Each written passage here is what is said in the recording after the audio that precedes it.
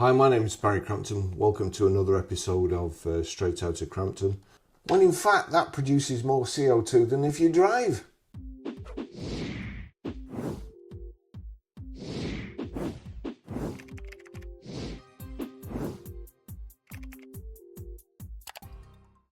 I've always said that EV drivers, especially the early adopters, have got a very high opinion of themselves. And just like Brexit, they think everybody else needs educating. It can't just be a choice of, I don't want an electric car at the moment, it doesn't suit my needs. It's got to be that there's something wrong with you or you need educating. And I must have missed this article going back a while, but it was in the Mail Online. Electric car owners have a higher than average carbon footprint, study reveals. I mean, we all know what studies are like, and to be honest, they tend to find what whoever's paying them wants them to find. So we'll take it with a pinch of salt, but then if you wait to the end, I think you'll see why they could be right. Electric car owners have a higher than average carbon footprint, study reveals. Electric vehicle owners have a larger average carbon footprint than other drivers. Researchers say the average electric vehicle owner is richer and more educated. Well, hey, I stand corrected. Perhaps I do need educating, but I'm pretty sure it's not by electric vehicle drivers. Electric cars have slowly but surely become the ultimate status symbol for Hollywood's eco-minded elite, with everyone from Robert Downey Jr., like him, to Kim Kardashian jumping on the trend. But scientists now say that getting behind the wheel of an electric vehicle, EV, doesn't make these celebs as green as they might like to think. Researchers from the University of Turku, Finland, found that on average EV drivers actually have a bigger carbon footprint than drivers who own petrol or diesel cars. While their cars might cut down on emissions, the researchers say the EV owners' glitzier lifestyle mean they contribute more to climate change overall. The average EV owner churns out half a tonne more CO2 per year, with average owners of the sportiest models producing almost 2 tonnes more pollution. Electric vehicle drivers have higher carbon footprints. Economy EV owners, 7.59. Performance EV owner, 10.2. Average EV owner, 8.66. Average petrol diesel vehicle owner, 8.05. Person without a car, 5.75. And that's tons of CO2 per year. So I find that quite bizarre, really. So a person without a car is 5.75 and an average petrol or diesel owner is only 8.05. What, goodness me, what do we do? Somebody did send me a stat about how much CO2 you produce if you run a mile or whatever. Perhaps we should ban marathons.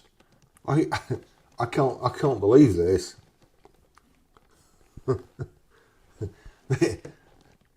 We're going to have to stop people running. It's the answer to, I've found the answer to CO2. The amount of CO2 a person produces while running a mile depends on factors like body weight, running speed, and oxygen consumption. On average, I mean, if it was me running a mile at the moment, I'd produce more than a V8 Mustang. A person at rest exhales about 0.7 kilograms, 1.5 pounds of CO2 per hour.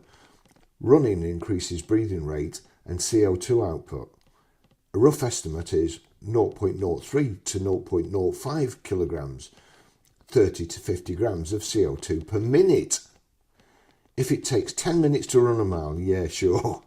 If it takes 10 minutes to run a mile, the total CO2 emitted would be around 0.3 to 0.5 kilograms, 300 to 500 grams. For comparison, driving a gas-powered car a mile emits about 0.35 kilograms or 350 grams of CO2. Running a mile can have a similar or slightly lower CO2 footprint depending on diet, e.g. a high meat diet increases indirect CO2 emissions due to food production. They're trying to get us to stop driving and cycle more and walk more, when in fact that produces more CO2 than if you drive. The world's gone mad, honestly. Researchers surveyed almost 4,000 Finnish people about their car ownership. background and lifestyle. The participants also provided answers about their housing, transport and purchasing habits to estimate their carbon footprint. Overall, someone who owned an internal combustion engine vehicle which runs on petrol or diesel created 8.05 tonnes of CO2 or equivalent greenhouse gases per year. Considering that environmental concerns are a major reason for purchasing an electric vehicle, you might expect EV owners' emissions to be lower. However, the average EV driver actually has a slightly larger carbon footprint than those who opt for cars powered by fossil fuels, producing 8.66 tonnes of emissions per year. The researchers also noticed that there was a big difference between the two types of EV owners. EV owners who said they were most concerned with the economy and reliability of their cars produced much less pollution, contributing just 7.59 tonnes per year. Tesla CEO Elon Musk has led the way for eco-friendly electric vehicles. The billionaire is pictured here stepping into a Tesla car whilst on a trip to Beijing. Flipping out pollution there. Unbelievable. Owners who said they were more concerned about their car's performance, on the other hand, were significantly more polluting than any other group. On average, performance-minded EV owners created 10.25 tonnes of polluting gases every year. That gives some EV owners a carbon footprint nearly double that of those who don't own cars, who produce just 5.75 tonnes per year. The researchers point out that using an EV cuts down these drivers' footprints by around 19% compared to if they were using an EV instead. So fair enough, so using an EV cuts it down, but obviously there's other things they could do, isn't there? If you go to, say, Auto Trader, here we go, we'll go to Auto Trader, we'll go to electric cars. There's nearly 32,000 now, honestly, perfect storm coming. Those residuals are going to tank even further. 31,951, that's up. So here we go. Let's just click. We'll sort, we don't want Auto Trader's relevance, we want price high to low. Search 31. So I've opted here for high to low. And what does it give me as an ad? Which is a waste of my time and a waste of a space and a waste of something that could catch my eye potentially. Gives me an ID7 at 40,998. Then next to it, you may also like a lease deal. Why would I like a lease deal? Have I said I'd like a lease deal anyway? No, you're wasting my time. Get shut of these adverts. But they give me a brand new Renault Scenic. Then the next one, remember, I want the highest price first. Am I going to want to lease a Renault Scenic E-Tech? I don't think so. Rolls-Royce Spectre. I wonder how much CO2 the guy that buys this is going to produce. When I say guy, it could be lady. You know, don't get yourself in any more trouble, Paz. This has been advertised since the 28th of the 3rd, 2024, when it was first advertised at 459,975. They've now dropped it 60 grand. And it's got £90,000 of optional extras on it. There we go. Rolls-Royce Spectre. Rolls-Royce Spectre. Rolls-Royce. Just... It's flipping disgraceful, isn't it? You know, these cars should never have been produced. 500 miles. It won't have done 500 miles. 650 miles. 550 miles. 3,000 miles. At least somebody's had a drive in that. 6,500 miles. 2,800 miles. Just look at all these. What a waste. They should just not have been produced.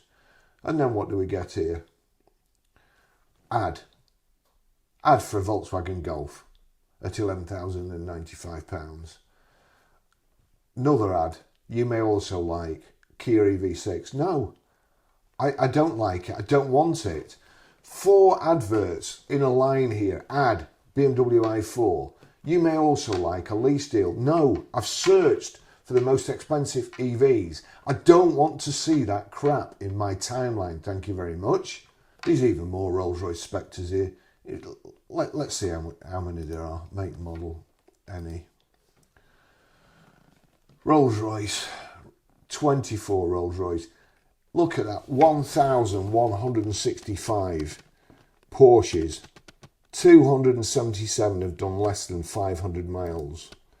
241 have done less than 100 miles. Let's just take that down. Let's just see. Porsche dealers are buggers for increasing the mileage. So we'll just say 50. How many are there? 232 cars for sale, Porsche cars for sale, Porsche EVs for sale, that have done less than 50 miles. How much CO2 do you think they've produced? Making them for nobody. And that'll just be the tip of the iceberg. I went past the local Porsche dealership yesterday and they'd just got Taycans lined up. Just ridiculous. So now we go on to Elon Musk. And I like it. Don't get me wrong. I like it, Elon Musk. I like Teslas too. I remember driving one at the SMMT trade day years and years ago at Beverley Racecourse, I think it was. Is that Harrogate? And I went over there and I was dying to drive a Tesla. I was dying to see what all the fuss was about. And they let me loose in this Tesla. And I went out in it. And they actually told me at the time, whether it was true or not, the sat-nav, if you go over a bump, the car remembers you've gone over a bump and it also remembers its actual position, its GPS coordinates. So next time, it's actually ready for it. I mean, you know, don't get me wrong. Some things, great, really is. But, you know, self-driving cars, no. That's stupid. You'd never get me in one self-driving car. Right, so how much CO2 has Elon saved since he started, you know, he got involved with Teslas, selling all these Teslas? How much do you think he saved? So I have asked the question before. All these electric vehicles, but he's firing off all these electric vehicles, but he's firing off rockets every 2 seconds. How much CO2 do they produce? And nobody seemed to know the answer. But I come across this article. Elon Musk, when was this written? 17th of December 2024. And where was it? The Eco Experts. Elon Musk's rocket emitted 358 tons of CO2 in a 6-minute flight. Elon Musk's SpaceX Starship SN15 released 358 tons of CO2. This is the same amount that 4.6 million people in the UK released in the same time period. 4.6 million in 6 minutes. The Starship has to be combined with a super heavy booster to escape the Earth's atmosphere for flights into space. Elon Musk's SpaceX Starship SN15 released 358 tons of CO2 during its first complete high-altitude flight on 5th of May 2021. We're now February the 14th, 2025. A Starship flight with the super heavy booster emitted 2,683 tons of CO2 plus 1.7 tons of nitrous oxide. Well, at least they'd be laughing. This greenhouse gas is 298 times more harmful than CO2, which means that over one flight the rocket will release 3,189.6 tons of carbon dioxide equivalent. I mean, is it me? Does anybody want to go to Mars? Because I don't. I really... And if I'm honest, I don't think I'd be one of the chosen ones. And also, if I'm honest, and I hate to break this to you, if you're watching me, you ain't going to be on the rocket either. So let's keep our fresh air here. And all the people who were going to be on the rocket going to Mars when there's a comet heading our way, tough. Thanks for watching. See you in the next video. Bye-bye.